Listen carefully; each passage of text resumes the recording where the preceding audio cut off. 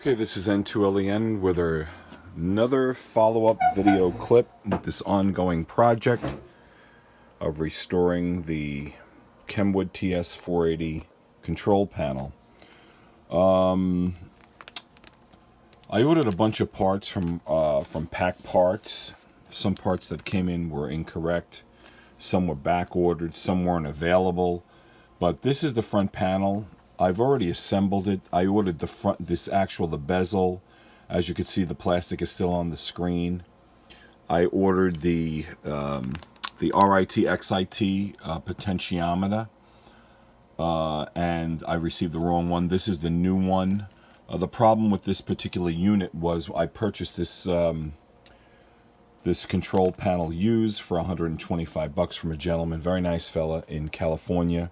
Prior to him owning it, the gentleman that owned it before him broke the RJ45, crazy glued it in.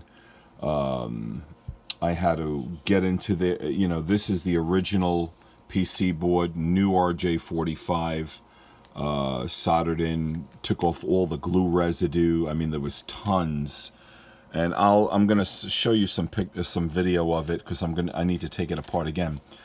What I did do is I went ahead and I ordered a new keypad assembly because this actually all works now that I repaired it, but there was some glue residue on the inside of the push button, so I ordered a new membrane.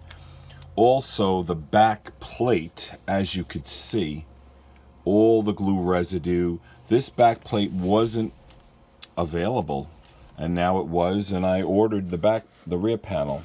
So I don't know if it's going to have the rubber gasket. I'm assuming, of course, it doesn't have the speaker, so I'm going to convert everything over. But when I put this back together, I don't know if you could see this, but there is a little piece. Well, actually, let me see if I could do this. I don't know how this got in there, but when you do install jobs, you have to, and this is definitely behind the display. In between look at that, it's like a little piece of wood. It's very small, but that's bothering me, and when I take it apart, I'm actually going to record me cleaning that. And I am pretty on top of repairing. This particular rear board has a broken screw hole. Also, the original screws, there were 3. They weren't available, and then they became available with Pack Parts, but these are all stripped out. There's a third one that's missing, and I actually ordered 3 brand new screws. So we're going to replace the back panel, but we already started the disassembly. Right now, what I'm just going to do is I'm going to open up. Here are the part numbers for the rear panel, the keyboard membrane, and the screws.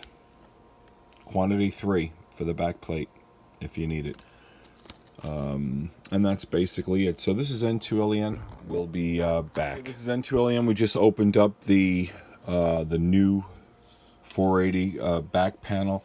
It's amazing. I think we're at a point where you could almost order the every piece for the back panel. This PC board, you could order it by itself with the controls on it. I repaired, to solder on an RJ45 and then the rotary encoder, you can clearly see. That RJ45 required a little extra work to do because you're dealing with many little pins, and there was tremendous glue residue, but it does not have the gasket, as you could see, and of course the speaker. So I'm just going to switch this all over. I'll be back. N2LEN. Okay, this is N2LEN with another quick video clip. We're just following up on some items here. There's a bunch of pieces that you have to transfer. Here is the gasket that I just took off. Of course, the speaker.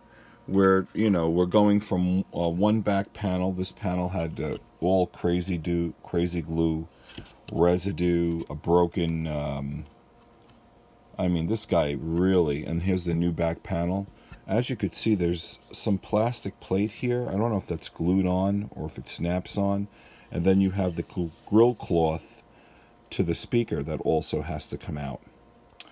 So we're going to go ahead and do that. This is N2Lian with another quick video clip. So the plastic piece, this plate is actually with stick tape. I stuck an X-Acto blade in there to peel that up and just re-stick it. Also, the grill cloth for the speaker is also a stick, and I very gently pulled it up. It sticks across all of the fan, the blades, and I'm reusing it, and it went in there fairly well. You just got to be very careful that when you pull it out, you could see a little bit of the sticky stuff was left, but it actually came out pretty cleanly and installed, you know, pretty well. So now I'm going to reinstall the speaker. This is N2Lian. Okay, this is N2Lian with another quick video clip. Took apart the control panel again. As you can see, I'm going to be removing this. You could see the glue residue. I mean, there was glue residue all over. I had to take apart the entire display. I did remove that little piece of wood filing that was in there, but on this, once again, I replaced you could see the RJ45. You could still see the glue residue. Here are the two little mounts. Let me see. Let me get in here with the where is my dentist pick? Here we go. So I can actually show you this. Okay, so basically right here and here are the two mounting tabs for the RJ45. That's the control cable, and 1, 2, 3, 4, 5, 6 are the actual the connections. The actual rotary encoder knob actually goes on the back, and same thing, there are tabs. You could see them. 2 tabs on the top, 3 on the bottom, and then the 2 main tabs. Okay, so we're going to go ahead and replace the keyboard membrane and put it all back together. Okay, this is N2Lian. We pulled out the old membrane. This membrane came out of the old control panel, which is right here. You can see the glue residue. It's all over the place. But let me just here's something else that I found removing the panel. Actually, in the front panel, the light, which is one of the LEDs, I guess one of the plastic LEDs that lights up. In the actual membrane, there is a little metal bracket that I guess holds the plastic. The new one does not include that. So that's going to have to be changed over. So I guess it's important that I show you these things, just that if you do order this and you need to replace it, just take that out of the original and put it in the new. We'll be back. This is N2Lian with another final video clip. So the control panel is about 90% put back together. Just a couple of things. When you replace the old panel, make sure you take the inside, the detent, and this actually is for the the backlash of the dial. It makes it, it actually snaps in. I had to pull it out of the original panel with a flat-bladed screwdriver. It actually just snaps in to the plastic mounts that are on the inside of the panel. You could see them over here. These are also the stoppers, but this plate sticks in. Nothing much else. Standard set screw with a for the VFO knob, Allen key. The rubber grommet that goes around the back panel, make sure that all the bevels fit in the edge. Please forgive me while because I'm make sure all these the rubber bevels fit in the edge all around. I guess it's part of the waterproofing. There's a fold over that goes, a fold over circle that goes between the speaker and the plate that holds it down. And that's basically it. We're going to put it back together, use the new screws, and hopefully everything will be back together. This is N2LEN. Okay, this is N2LEN with the final rebuild video clip. We replaced the new back panel. There were 3 set screws, one here, and one right in the far left corner. You could see the side where the new RJ45 went. Nothing much else to report about putting it back together. When you do snap when you put the back cover together, you want to make sure that you put the top in first, and the top actually snaps in. Also, when you're putting in the PC board back, it snaps in under one little insert. It snaps under it, so it's sitting fine. But really, the 2 control knobs, the potentiometers with the nuts, hold them in place. But when you're putting back the old panel, make sure the grommet, the rubberized grommet, is sitting flush on the edge. And then, as you could see, you got they snap these little indentations here for the top panel, snap in first, and then the bottom snaps in. But pretty interesting how it goes back together. Pretty simple. On this one, we replaced RJ45 again, and we replaced the RIT-XIT control. Ordered a new control knob. The plastic knobs don't come with the D little C-clamp that fits in the knob. I had to take it off the potentiometer, so make sure you take it off of the old knob. That knob, that potentiometer, was actually crazy glued in. I'm not even gonna look at this. You could see the crazy glue. I mean, this was just a complete disaster. You could see the crazy glue. You know, you break the RJ45, you replace, or you send it in to repair. You glue the whole panel. I mean, look at this.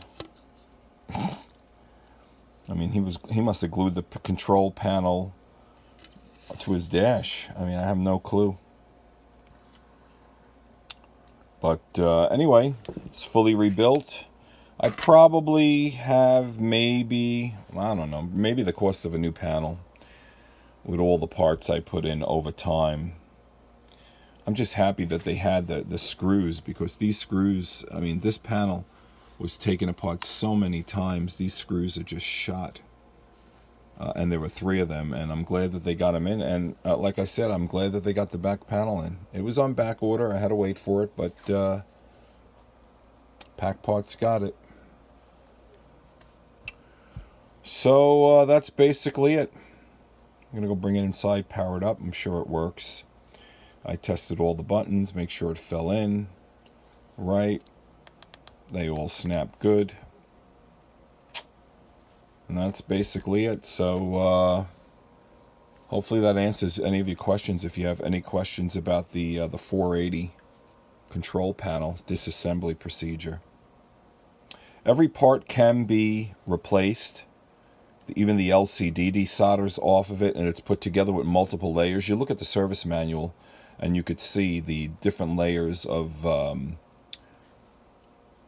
They have like a gloss paper material, plastic lenses that go in between. There are several of them.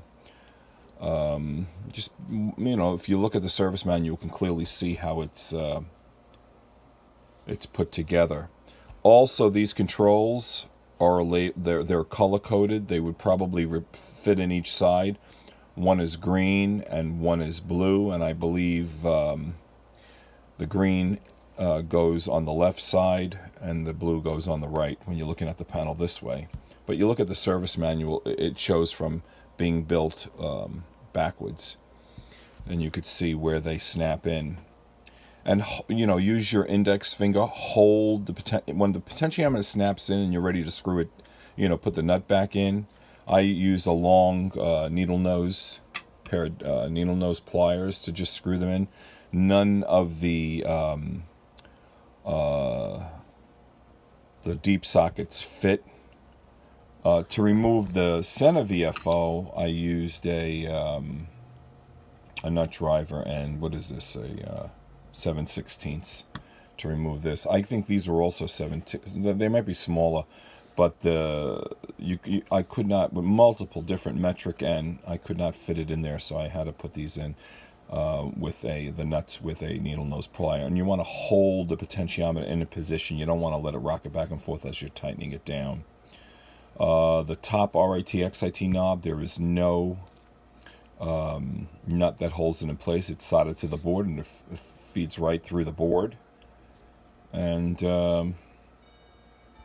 that's basically it. This is N2LEM, we're clear.